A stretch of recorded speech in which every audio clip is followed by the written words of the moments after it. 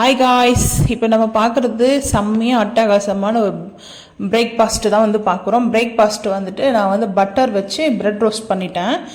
நல்லா வந்து பட்டர் போட்டு ப்ரெட் ரோஸ்ட் பண்ணியாச்சு. நல்லா சூப்பராக ஸ்மெல்லு அட்டகாசமாக இருக்குது.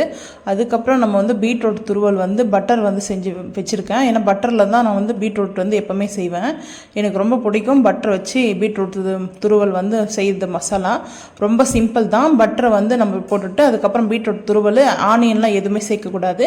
பீட்ரூட் துருவல் சேர்த்துட்டு கரம் மசாலா நம்ம சேர்த்துட்டு சால்ட்டு, அதுக்கப்புறம் வந்துட்டு ஒரு பிஞ்ச் வந்துட்டு மிளகாய் தூள் சேர்த்துக்கலாம். வேணும்னா வந்து சேர்த்துக்கலாம். சில்லி தூள் வந்து நான் வந்து சில்லி வந்து சேர்க்கல. அதுக்கப்புறம் வந்து பார்த்தீங்கன்னா நம்ம மட்டன் மசாலா நம்ம செய்கிறோம்ல, அதே தான் சேர்த்துருக்கேன்.